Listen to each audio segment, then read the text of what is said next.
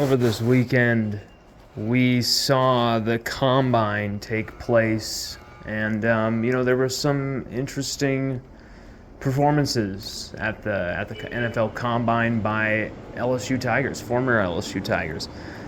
Anthony Bradford went crazy, had an awesome, what was like a 4.79 or something like that, 40. Looked fantastic. Offensive lineman running that fast, it was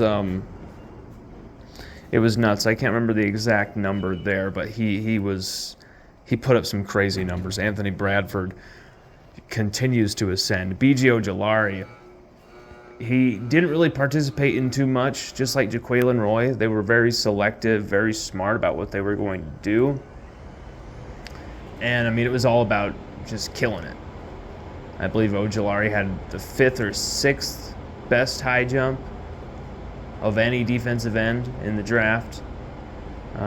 Just absolutely looked fantastic with what he was doing. Jaquelin Roy was putting up the reps, he was doing all these weightlifting, not running, not doing, neither did B.J. Ojulari. They were very smart in what they picked, what drills they were going to do. Okay, especially with Jaquelin Roy coming off of an injury, that's kind of something you'd want to make sure of. Well, no one is talking about B.J. Ojulari, Anthony Bradford, Jaquelin Roy. They were talking about the shocking, confounding numbers from Kayshon Boutte. It was insane. Seeing his 40 time, I thought it was a typo. Seeing his high jump, 29 inches, I thought it was a typo. I get that some people are probably freaking out about that, and maybe it's not too big of a deal having a high. He didn't do too good on the high jump. Okay, but whatever. If his 40 time was typical Kayshon's speed, the high jump we wouldn't even be talking about it. It'd be like, Kayshon didn't really care for that drill or whatever. But the fact that he was so just slow, he doesn't have that burst. I was shocked. He did really well during the receiver drills with some nice catches. Looked good on those drills because he frankly knew he had to. Because he knew he had really screwed up earlier. And I'm talking, this is really devastating. I'm not sure what anyone else in LSU media thinks about this outside of Shea Dixon, who said it was, disappointing numbers and stuff like that. Obviously, when you compare it to his Westgate track numbers or even some of the times he put up at LSU, just looking at him on the field at LSU and some of the unbelievable breakaway pace he showcased. 9 touchdowns in 6 games, a 308-yard game, the SEC all-time single game receiving record held by Kayshon. And what were most of those plays set off by? Kayshon making a catch in space, making one guy miss, or making that cut, and then he was gone. Purely gone. 40, 50 yards at a clip. It didn't matter. We're seeing something that's really sad here because Kayshon, ever since that ankle injury against Kentucky, he hasn't been the same. Rarely do I give in to that type of hyperbole, but it's the truth. We were all waiting for Kayshon to really get it going, get it back. It didn't happen at LSU. His junior season, there were dropped touchdowns. There were plays where he just looked completely physically, mentally out of sorts, out of the game. The ball hits him in the hands, and then he kind of shakes his head. Some really sloppy, ugly body language. Looks pissed, looks disgusted. We know the Florida State game where he, was freaking out about whatever was going on, freaking out at the teammates, freaking out, pouting, bitching, moaning, live TV, a team leader doing that. And so this kind of was set up. Okay, wow, this is the flip side of Kayshon Boutte. Well, then the whole rest of the season, it felt like it was almost like a LSU PR effort by Brian Kelly, by anyone who could grab your ear and tell you that this is the real Kayshon. He's a leader in the locker room now. He understands he's only going to get the ball 2 or 3 times a game, so he's going to make up for that by being a big time, huge leader in the locker room, and he's going to, be a rah-rah guy and all this stuff. And it was like, that's all well and good, but he's not making the catches when he should. Even with how poor Jaden Daniels played, even how poor, Jaden Daniels threw the football at times, even how there was so many times Boutte was just wide open in space, just being completely ignored. Jaden Daniels would run instead of throw. Even if you want to make the excuses that because of Jaden Daniels' stop-start, is he going to run, is he going to throw type of confusion sometimes, duality sometimes, you could argue that threw off Kayshon's timing. That could maybe account for some of the drops. But even if you take in all of those excuses, all of that into totality, Kayshon still had a really bad junior season. Just 2 touchdowns. His best game was against Georgia. The final game he played as an LSU Tiger, where we saw the real Kayshon Boutte. That was the fastest we had seen him. I was lucky enough to be there, watching, the best receiving performance, best passing performance of LSU's season. Both quarterbacks throwing over 250 yards and multiple touchdowns. 2 100-yard receivers for the first time all season. Both him and Malik Neighbors going off, but Boutte made a catch and run in that game where you felt like, okay, maybe, just maybe, perhaps Boutte is back. Just perhaps. But then, we were never going to find that out because his LSU career, even though he should be right now with the team preparing to come back for another season, suddenly that ended. And we all know about the scandals, we all know about the rumors, we all know about the whispers and the wondering about certain off-field sex scandals, off-field improprieties. We're not exactly 100% sure, so we're not going to air that out, even though we all know you've heard the rumors and we all know that you can make some guesses, whether they're educated by, actual sources or by Tiger droppings. You can figure that out. But I feel like once that happened, Kayshon was kind of shoved into you got to go to the NFL now. When in reality, maybe his body was more like, okay, you need to use this offseason to get it all back.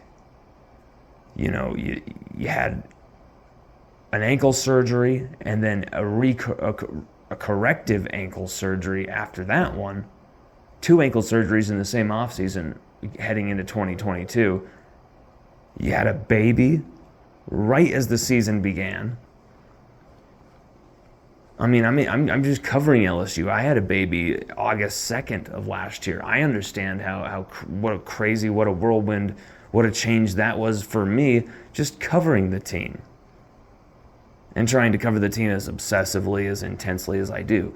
But for Kayshon, having a child, going to college, all those expectations upon him, and then you've got to really come back and hit those expectations we're all expecting of you in year 3, that's a lot of pressure.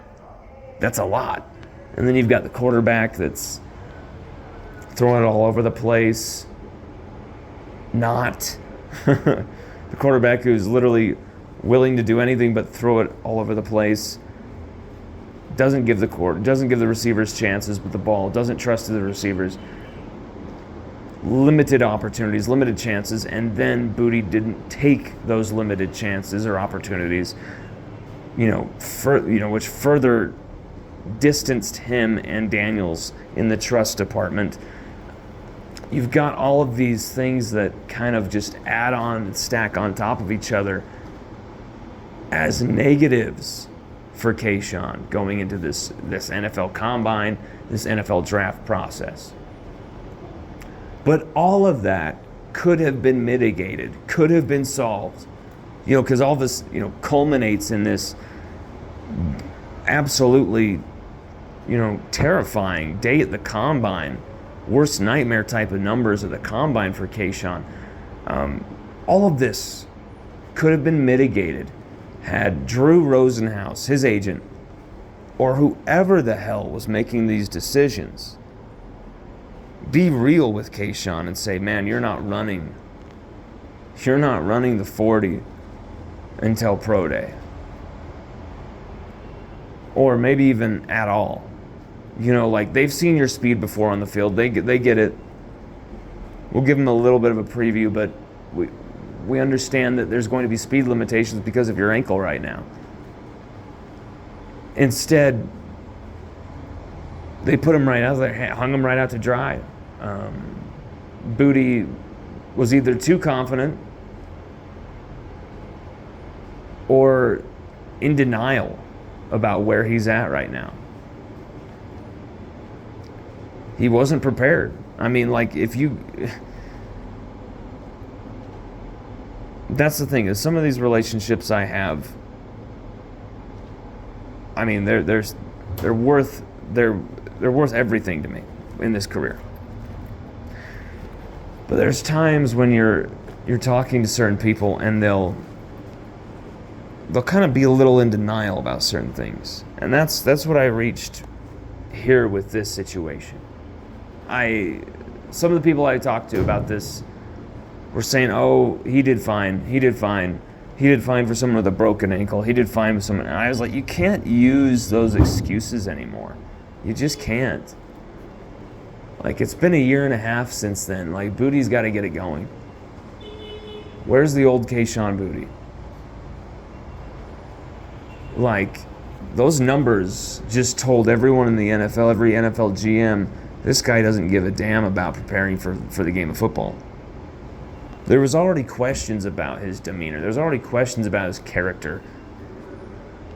The Florida State outbursts, the whining, some of the off-the-field issues, the interesting relationship he had, the shot across his bow with Brian Kelly, that whole saga, which I'm sure there was something that went down there.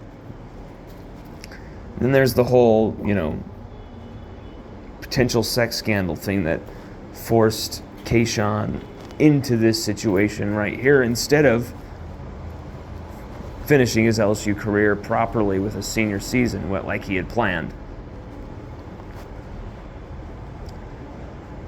I just feel like things have really crumbled. The house of cards has really fallen down for Kayshon in the last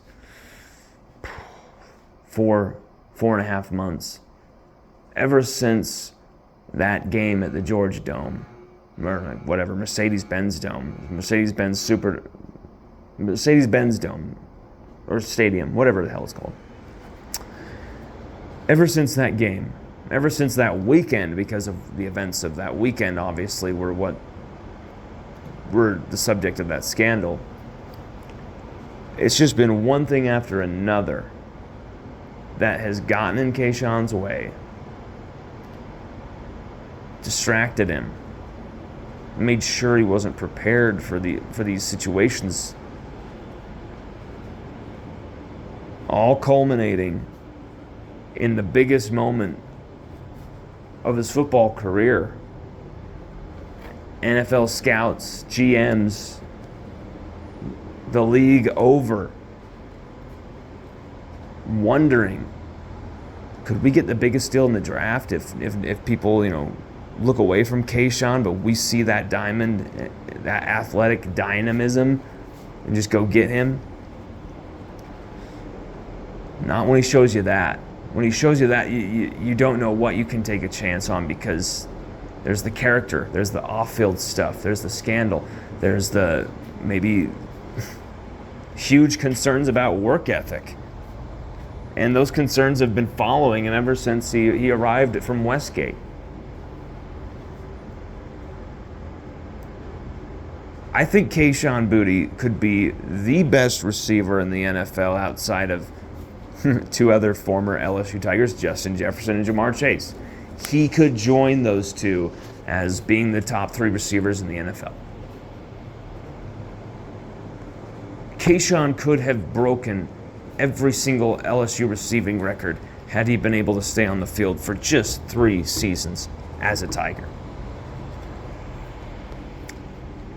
He was making a touchdown catch every 3.8 catches as a sophomore in his truncated sophomore season. He has it in him. He's far from done. He's far from finished. He's not some player who's worn out his welcome, who's just completely just done.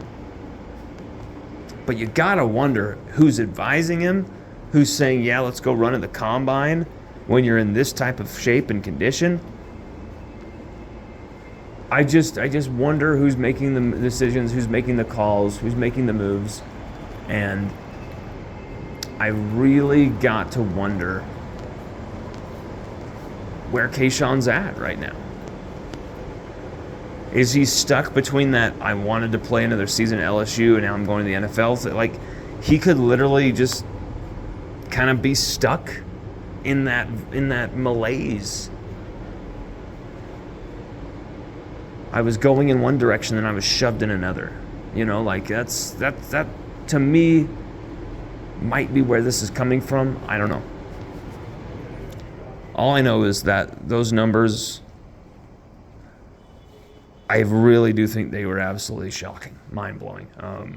It was a bad day for Kayshon. Can he turn it around? Yes. I just think that everything, including that 40, should have been saved for the pro day. Gear it all towards that pro day. It's at home, on your home turf, right there in the McClellan Arena, right there in the practice center. You have everything, in the Clendon practice center. You've got everything right there for you. Everyone's good. They're going to be supporting you. You went to Indianapolis and ran that 40 and nearly ran yourself out of the draft. Did a vertical jump that's probably lower than what I could jump right now. And so that's exactly what we're wondering about.